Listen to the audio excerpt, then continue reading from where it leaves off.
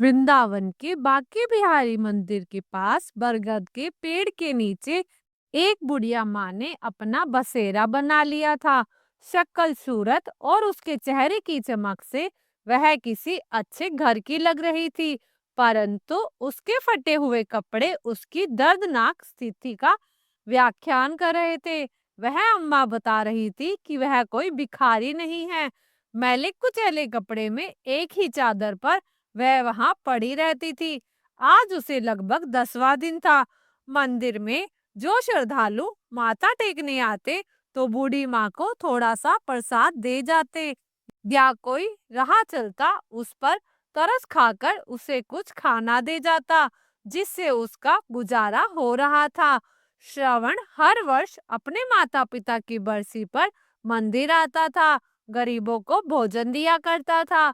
उसके माता पिता एक रोड एक्सीडेंट में मारे गए थे। उसके बाद से वह वहां अकेला था। जिस समय उसके माता पिता की मृत्यु हुई, उस समय वह कंप्यूटर इंजीनियरिंग कर रहा था। यदि अब माता पिता के दिए हुए संस्कार हमेशा उसका मार्गदर्शन करते थे। इंजीनियरिंग के फाइनल ईयर के बाद पहले सेमेस्टर के दौरान ही उसे एक बहुत अच्छी नौकरी मिल गई थी। अब वह एक मल्टीनेशनल कंपनी में बहुत ऊंचे पद पर कार्यरत था। शनिवार और रविवार को अपने दोस्तों के साथ घूमने में बिता देता था, परंतु आज उसके पिता की बरसी थी, इसलिए आज वह मंदिर में गरीबों को भोजन करवाने आया था। तभी गरीबों को खाना देने के बाद उसकी नजर पेड़ के नीचे बैठी एक बुढ़िया माई पर गई। श्रवण को बूढ़ी अम्मा के चेहरे में एक अजीब सा आकर्षण और स्नेह नजर आया। शायद हर बूढ़ी औरत में वो अपनी माँ और दादी को ढूंढता था। वह बड़े स्नेह से उस बूढ़ी अम्मा को देखने लगा, फिर अम्मा के पास जाकर बोला, अम्मा खाना खाओगी? लेकिन बूढ़ी अम्मा काफी उदास बैठी थी, शायद इसलिए उसने कोई जवाब नहीं दिया। फिर श्रवण बोला, अच्छा, मंदिर का प्रसाद है, यह तो खा लो। बूढ़ी माँ ने उसकी ओर देखते हुए अपना हाथ आगे बढ़ा दिया। बूढ़ी माँ के साथ साथ श्रवण भी थोड़ा प्रसाद खाने लगा और बूढ़ी माँ के पास ही बैठ गया। प्रसाद खाते खाते वह अम्मा से पूछने लगा, अम्मा आप कहाँ रहती हैं और इस पेड़ के नीचे कैसे बैठी हुई हैं? बूढ़ी अम्मा ने ठंडी सांस लेते हुए कहा, अरे बेटा, अब यह पेड़ ही मेरा घर है। पहले मैं मथुरा में रहती थी, वहां मेरा अपना एक शानदार बड़ा सा घर है। मेरे पति की मृत्यु हो चुकी है। जब तक मेरे पति जीवित थे तब तक मुझे रानी बनाकर रखते थे, परंतु पति के स्वर्गवास के बाद धीरे धीरे अपने ही बेटों को मैं खटकने लगी हूँ। बहू तो मेरा चेहरा भी नहीं देखना चाहती। एक दिन मेरा बेटा मुझे बोला, चलो अम्मा, आज तुम्हें वृंदावन घुमा कर लाता हूँ। बाके बिहारी के मंदिर चलते हैं और दर्शन करके आते हैं। मेरा बेटा मुझे अपनी कार में बिठाकर लाया था और मुझे इस मंदिर के किनारे बिठाकर यह कहकर चला गया कि कुछ जरूरी काम से जा रहा हूँ, 2 घंटे लग जाएंगे आने में। तो मैंने कहा, बेटा मुझे भी साथ ले चल, परंतु वह नहीं माना। देखते देखते आज 10 दिन हो गए। इंतजार करते करते मेरी आंखें पथरा गई, परंतु ना तो मेरा बेटा आया और ना ही उसकी कोई खबर। अब मैं समझ चुकी हूँ कि मेरा बेटा यहाँ मुझे क्यों लेकर आया था, क्योंकि उसकी पत्नी मुझे बिल्कुल भी पसंद नहीं करती थी। इसलिए मुझसे छुटकारा पाने के लिए मुझे यहाँ कान्हा जी की शरण में छोड़कर चला गया। यह कहते ही बूढ़ी माँ की आंखें नम हो गई और चेहरा मुरझा गया। श्रवण के मन में उसकी स्वर्गवासी दादी और उसकी माँ की छवि दोनों एक साथ उभर आई और उसकी आंखों में आंसू की बूंदें छलक आई।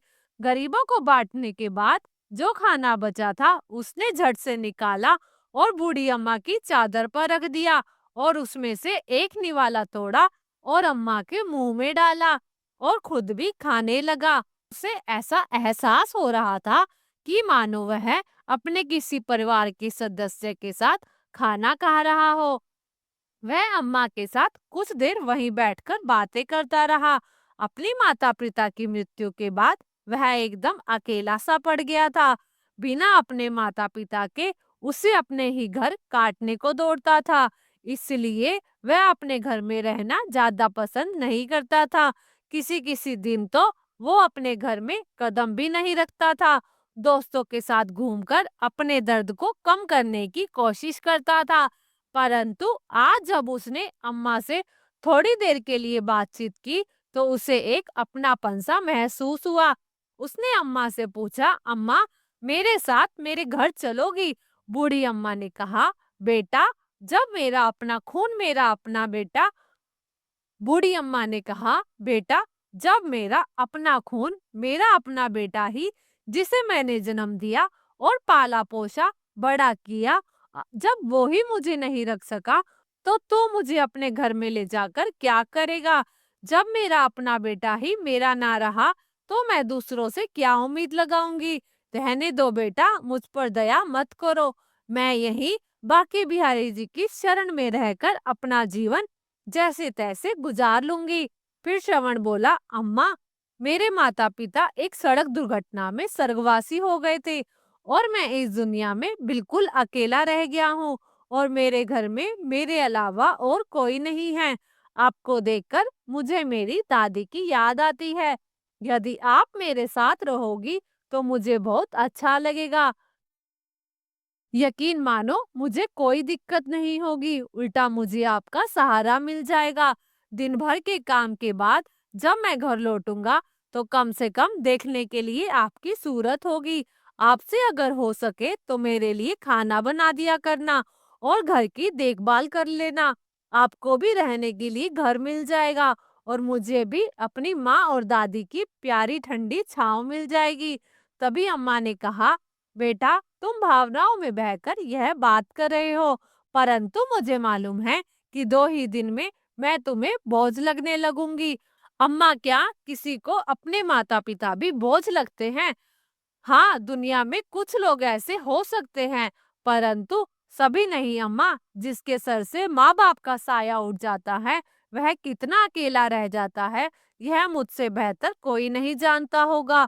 मेरी दादी भी आपकी तरह बहुत प्यारी थी और मेरे माता पिता उनका बहुत ख्याल रखते थे, परंतु आज मेरे घर में कोई नहीं है। मुझे मेरी माँ और दादी की बहुत याद आती है। आप में मुझे अपनी दादी की छवि नजर आती है। मैं विश्वास दिलाता हूँ कि मैं आपको कभी बोझ नहीं समझूंगा। गहरी सांस लेते हुए श्रवण बोला। अम्मा का भी गला अवरुद्ध हो गया और उसकी आंखों में आंसू आ गए। अम्मा कुछ बोल ना सकी। श्रवण ने अम्मा का हाथ पकड़ा और बोला, चलो अम्मा, अब ज्यादा मत सोचो, रात होने वाली है, अब आप अपने घर चलो। श्रवण ने जैसे ही अम्मा का हाथ पकड़ा तो अम्मा ने उसके चेहरे की ओर देखा। श्रवण की आंखों में अम्मा की श्रवण की आंखों में अम्मा को सच्चाई नजर आ रही थी। उन्हें लगा शायद कान्हा जी ने श्रवण को ही उनके पास भेजा है। श्रवण ने अम्मा को अपनी बाइक पर बिठाया और उसे अपने घर ले गया। इस घटना को आज 4 महीने हो चुके थे। अब श्रवण नियमित समय पर घर लौट कर आता और अम्मा उसके लिए खाना बना कर रखती, उसके आने की प्रतीक्षा करती थी। जब वह थक कर सोता था तो उसके सिर पर स्नेह भरा हाथ रखती थी। सुबह सुबह श्रवण के उठने से पहले ही अम्मा कान्हा जी की पूजा कर लिया करती थी और श्रवण का नाश्ता बनाकर रख देती थी। अब अम्मा को अपना घर मिल गया था और श्रवण को अपनी दादी और माँ का सच्चा प्यार। दोनों एक दूसरे का साथ पाकर बहुत खुश थे। एक रात श्रवण काफी देर से सोया और अगले दिन जब सुबह ऑफिस जाने का समय हुआ तब उसकी नींद पूरी नहीं हुई। अचानक श्रवण ने अपने माथे पर ठंडी उंगलियों का स्पर्श महसूस किया। उसे ऐसा महसूस हुआ कि उसकी माँ उसे बड़े प्यार से जगा रही है। दोबारा जब वही स्पर्श उसे अपने चेहरे पर महसूस किया तो वह नींद से जाग गया। उसने आंखें खोली तो सामने देखा कि अम्मा पूजा करने के बाद खुशबू भरे हाथों से उसके माथे और उसके बालों को सहला रही थी, जैसे उसकी माँ हमेशा किया करती थी। श्रवण ने अम्मा का हाथ अपने हाथ में लेकर अपने होठों से चूमा और वापस उस हाथ को अपने माथे पर रख दिया और बोला, अम्मा आपका आशीर्वाद मुझे जीवन भर के लिए चाहिए। अम्मा ने आंखें बंद करके कान्हा जी को धन्यवाद दिया कि उन्होंने उसे श्रवण से मिलाया और बोली, बेटा ऑफिस जाने का समय हो गया है। फिर श्रवण बोला, अम्मा मैंने अपने दोस्तों के साथ मिलकर एक छोटी सी फैक्ट्री खोलने का फैसला किया है। आज मैं ऑफिस नहीं जाऊंगा, बस इस फैक्ट्री की शुरुआत करनी है। आज 11 बजे हम फैक्ट्री की पूजा करेंगे और वो पूजा आपके हाथों से होगी। आप तैयार रहना। यह सुनकर अम्मा बड़ी खुशी से बोली, बेटा तुमने बिल्कुल सही फैसला लिया। वक्त के साथ साथ भगवान के आशीर्वाद से तुम्हारी यह छोटी सी फैक्ट्री भी एक बहुत बड़ी फैक्ट्री में बदल जाएगी। यह मेरा विश्वास है और मेरा आशीर्वाद हमेशा तुम्हारे साथ है। ऐसा कहते हुए अम्मा की आंखों में आशा की एक नई किरण दिखाई देने लगी। श्रवण ने अपने दोस्तों के साथ मिलकर फैक्ट्री खड़ी कर दी और उस फैक्ट्री में अच्छी गुणवत्ता के उत्पाद बनाए। उन सभी की मेहनत के कारण फैक्ट्री की प्रगति बड़ी तेजी से हो रही थी। श्रवण अब एक और नई फैक्ट्री शुरू करने जा रहा था और ज्यादा व्यस्त होता जा रहा था। एक दिन अम्मा बोली, बेटा तुम तो अपने जीवन में बहुत ही ज्यादा व्यस्त होते जा रहे हो, पर यह बात याद रखना कि केवल काम ही जीवन का उद्देश्य नहीं होता। तुम्हें काम के लिए एक सहारे की आवश्यकता है। क्यों ना एक अच्छी सी लड़की ढूंढकर तुम्हारी शादी कर दी जाए। अम्मा की बात श्रवण को उचित लगी। वह बोला, अरे हाँ अम्मा, अपनी जिंदगी में मैं इतना ज्यादा व्यस्त हो गया कि इस बारे में कभी बात करने का समय नहीं मिला। मेरी निगाह में एक लड़की है, सरिता, जो मुझे बहुत पसंद है, लेकिन मैंने कभी उससे इस बारे में बात नहीं की। सरिता श्रवण की माँ की सहेली की बेटी थी, जो पढ़ाई पूरी करने के बाद शहर में नौकरी कर रही थी। श्रवण की उससे मुलाकात कभी कभार हो जाती थी। श्रवण को सरिता का स्वभाव और बातचीत करने का तरीका बहुत अच्छा लगता था। अम्मा श्रवण के साथ सरिता के घर गई और उसके माता पिता से बातचीत की। उन्हें श्रवण और सरिता की शादी का प्रस्ताव दिया। सरिता के पिताजी ने तुरंत ही हाँ कर दी। बस फिर क्या था, कुछ ही दिनों बाद श्रवण सरिता को दुल्हन बनाकर अपने घर ले आया। अम्मा के गुणों से और उनके स्नेह से सरिता बहुत प्रभावित हुई। जितना प्यार श्रवण अम्मा से करता था, उससे कहीं ज्यादा लगाव सरिता का अब अम्मा से हो चुका था। सरिता हमेशा सोचती थी कि ना जाने अम्मा उसके दिल की हर बात कैसे जान लेती है और कैसे उसकी हर चाहत को उसके बिना कहे पूरा कर देती है। समय बीतने लगा और श्रवण के घर दो जुड़वा बच्चों ने जन्म लिया, एक बेटा और एक बेटी। श्रवण का घर तो जैसे खुशियों से भर उठा। अम्मा जी अब सही मायने में दादी बन चुकी थी। अब उनकी मुख्य जिम्मेदारी श्रवण और सरिता नहीं, बल्कि अम्मा के पोता और पोती हो गए थे।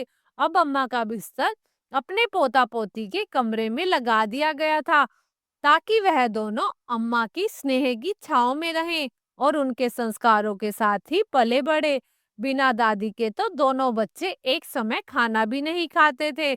जब भी बच्चे मम्मी पापा के साथ बाजार जाते तो जिद करते कि हमेशा दादी को साथ लेकर चलते हैं। सरिता और श्रवण भी दोनों बच्चों की जिम्मेदारी अम्मा को देकर बिल्कुल बेफिक्र हो चुके थे। सरिता अपने सरिता अपने पति श्रवण के साथ उसके काम में पूरी मदद करती थी। श्रवण को भी सरिता के रूप में बहुत अच्छा जीवन साथी मिला था, जिस कारण उसकी फैक्ट्री अब नई ऊंचाइयों को छू रही थी। उसकी फैक्ट्री की शाखाएं अब देश के अलग अलग शहरों में स्थापित हो चुकी थी, जिनमें हजारों कर्मचारी कार्यरत थे।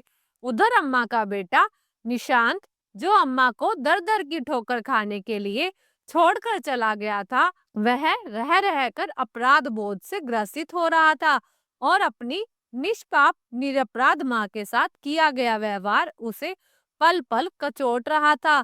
समय के साथ साथ उसका यह अपराध बढ़ता जा रहा था। अपने घर के झगड़ों से दुखी होकर और अपनी पत्नी के साथ सुखी जीवन जीने की चाह में उसने अपनी माँ का त्याग कर दिया था। परंतु उस दिन के बाद से उसका अंतर्मन हाहाकार कर रहा था। जिसे वह किसी से भी साझा नहीं कर पा रहा था। अब उसके घर में केवल उसकी पत्नी का ही एक छत्र राज था। अब वह अपनी मर्जी के अनुसार खर्च करती थी और दुकान में से मन मर्जी का पैसा निकालती थी। परंतु व्यवसाय में से लगातार पैसा निकालने के कारण उसका जमा जमाया व्यवसाय, जो कि उसके पिता द्वारा खड़ा किया गया था, घाटे में जाने लगा। अंत में उसे दुकान को बंद करना पड़ा। दुकान बंद करने के बाद कुछ दिन बड़ी कठिनाई में गुजरे। अब निशांत और उसकी पत्नी को आटे दाल का भाव मालूम पड़ने लगा। फिर फिजूल खर्ची तो दूर की बात, अब उनके पास घर खर्च और बच्चों की आवश्यकता पूरी करने के लिए भी पैसे नहीं थे। निशांत का एक मित्र, जो एक बड़ी कंपनी में कार्यरत था, उसने अपनी सिफारिश पर उसकी नौकरी अपनी कंपनी में लगवा दी और इस तरह निशांत के जीवन की गाड़ी थोड़ी-थोड़ी चलने लगी। निशांत अब कंपनी में बहुत मन लगाकर काम कर रहा था, जिस कारण उसे फैक्ट्री में बहुत मान सम्मान मिलने लगा। अब वो फैक्ट्री का एक महत्वपूर्ण कर्मचारी बन चुका था। निशांत की कंपनी में स्थापना दिवस पर वार्षिक महोत्सव मनाया जाना था, जहां सभी कर्मचारियों को उनकी काबिलियत के आधार पर पुरस्कार वितरित किया जाना था। निशांत को भी अपनी मेहनत और योग्यता के आधार पर पुरस्कार दिया जाना था, जो कि उसकी कंपनी के मालिक द्वारा दिया जाना था। नियत तिथि पर पुरस्कार वितरण समारोह शुरू हुआ और यह पहली बार था जब कंपनी का मालिक अपने सभी कर्मचारियों से रूबरू हो रहा था। आज का दिन निशांत के लिए बहुत खास था। मैनेजिंग डायरेक्टर अपनी पत्नी, माँ और बच्चों के साथ समारोह में आए थे। जब समारोह शुरू हुआ और पुरस्कार वितरण के लिए कंपनी के डायरेक्टर साहब से अनुरोध किया गया, तो वो स्टेज पर आए और कहने लगे कि आज हमारी कंपनी के लिए एक बहुत बड़ा दिन है, परंतु आज हमारी कंपनी जिस स्थिति में है, वह केवल और केवल हमारी अम्मा जी के आशीर्वाद से ही है। अगर अम्मा जी की प्रेरणा ना होती, तो आज ये कंपनी नहीं होती और ना मैं इस पद पर होता। इसलिए पुरस्कार वितरण करने के लिए मैं अम्मा जी को बुलाना चाहूंगा। अम्मा जी, कृपया आप स्टेज पे आइए और अपने हाथों से सभी योग्य कर्मचारियों को पुरस्कार वितरित कीजिए। श्रवण को श्रवण के बुलाने पर अम्मा स्टेज पर पहुंची और उनकी आंखों से अश्रुधारा बह निकली। कर्मचारी का नाम अनाउंस किए गए और अम्मा उन्हें एक एक करके पुरस्कार देती रही। तभी एक नाम अनाउंस हुआ, जिसे सुनकर अम्मा के चेहरे पर ना जाने कितने भाव एक साथ आ गए। निशांत मिश्रा। सामने से आने वाला व्यक्ति भी कुछ जाना पहचाना लग रहा था। अम्मा ने ध्यान से देखा तो सचमुच उनका बेटा ही था, निशांत मिश्रा, जो उन्हें तीर्थ यात्रा का झांसा देकर बड़ी ही बेदर्दी से छोड़ गया था, जिसे उसके बाद अपनी माँ का ख्याल तक नहीं आया।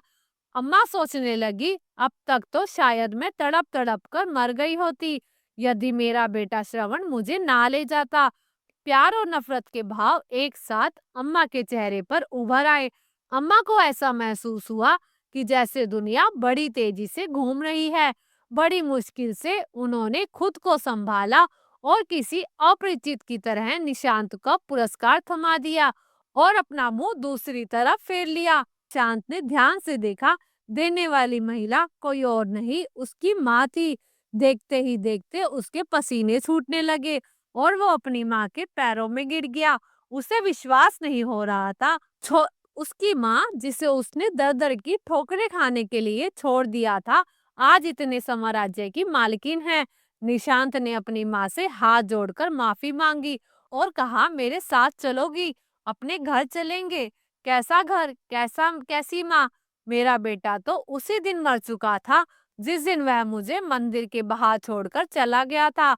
आज ना मैं तुम्हारी माँ हूँ और ना तुम मेरे बेटे। ऐसा कहकर अम्मा जी पुरस्कार वितरण को बीच में छोड़कर अपनी कुर्सी पर जा बैठी और निशांत माफी मांगता रहा, लेकिन अम्मा ने उसकी तरफ देखा तक नहीं और श्रवण के साथ वापस घर चली गई। निशांत अपनी माँ का बहुत लाडला हुआ करता था, लेकिन अपनी पत्नी के बहकावे में आकर वह अपनी माँ के साथ बहुत बुरा सलूक करने लगा उन बातों को अम्मा कभी नहीं भूल सकती। उधर निशांत को यकीन नहीं हो रहा था कि जिस कंपनी में वह काम करता है, उस कंपनी की मालकिन दरअसल उसकी माँ थी। आज उस माँ के हाथों से उसे पुरस्कार मिला। उसका सर चकरा गया। माँ के द्वारा उसकी घोर अपेक्षा और पाप कर्मों के कारण उसके दिल में न जाने कितने घाव हो चुके थे। हर पल उसे अपनी माँ की याद सता रही थी। अपनी करतूत उसे झंझोर कर रख रही थी और नासूर बनाकर उसे लगातार चोट पहुंचा रही थी। एक दिन रविवार को जब उसके ऑफिस की छुट्टी थी, तो वह अपनी पत्नी नीता के साथ स्कूटर पर राधा रानी के मंदिर दर्शन के लिए गया।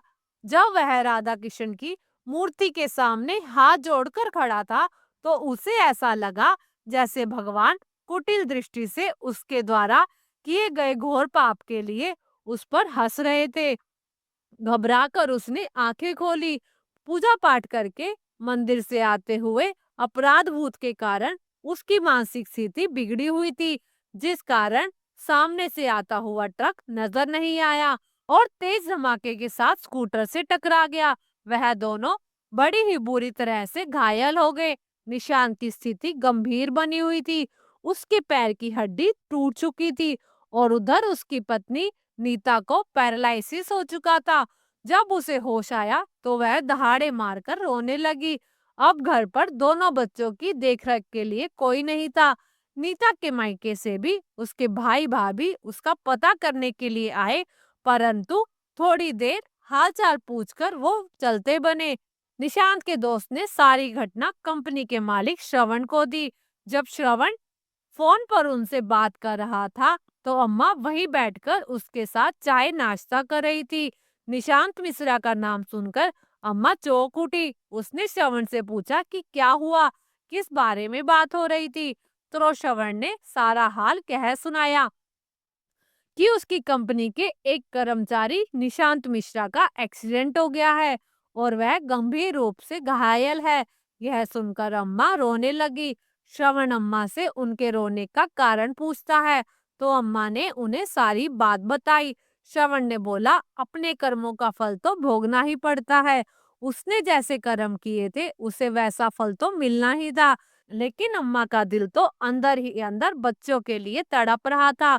उसके बेटा बहू लाचार होकर बिस्तर पर पड़े थे। इसलिए अम्मा ने कहा कि मैं थोड़ा समय अपना बेटा और बहू के पास जाना चाहती हूँ। कुछ दिनों बाद वापस आ जाऊंगी।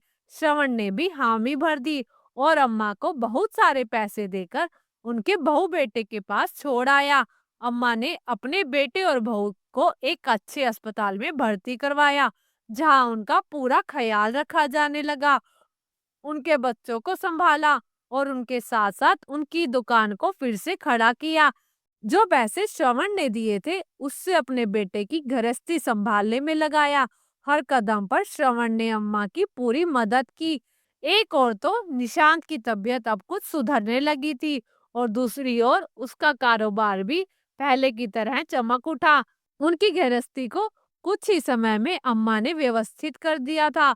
जब उन दोनों की अस्पताल से छुट्टी हुई और वह दोनों घर लौटे, तो अम्मा से माफी मांगने लगे। वह अपने किए पर शर्मिंदा थे। अम्मा की बहू बोली, अम्मा जी, जिसे हमने जिसे हमने घर से बाहर निकाल दिया था, वही आज इस घर में लक्ष्मी बनकर आई है। अम्मा जी, आपको मैं समझ नहीं पाई। हम लोगों ने आपका अनादर किया। हमारी इसी करने की सजा आज हमको मिली है। दोनों बेटा बहू अम्मा के पैरों में पड़ गए। अम्मा ने भी उन दोनों को माफ कर दिया और अपने पोता पोती को खूब दलार किया और अपने पोता पोती को खूब दुलार किया। कुछ दिन और वहां रहने के बाद अम्मा ने कहा, अब तुम दोनों की तबीयत ठीक हो चुकी है और तुम दोनों अपनी गृहस्थी को संभाल सकते हो। तुम्हारी दुकान भी खूब चल रही है, इसलिए अब मैं चलती हूँ। मेरा बेटा और मेरा परिवार मेरा इंतजार कर रहा है। यह कहकर अम्मा ने अपना बैग तैयार कर लिया और उनके बेटा बहू उन्हें जाने से रोकने लगे। बहुत कोशिश की, परंतु अम्मा ने कहा, मेरा बेटा श्रवण मुझ पर जान छिड़कता है। अब वही मेरा बेटा है, इसलिए अब मुझे जाना होगा। बाहर श्रवण अम्मा को लेने के लिए पहले ही गाड़ी लेकर आ चुका था उन दोनों ने बहुत मनाया, परंतु अम्मा नहीं रुकी और चल दी। दोस्तों, आपको ये कहानी कैसी लगी कृपया कमेंट करके जरूर बताएं। वीडियो पसंद आया हो तो वीडियो को लाइक करें और कमेंट में जय श्री कृष्णा अवश्य लिखें। और ऐसी ही बहुत सारी कहानियां सुनने के लिए हमारे चैनल को सब्सक्राइब जरूर करें। धन्यवाद।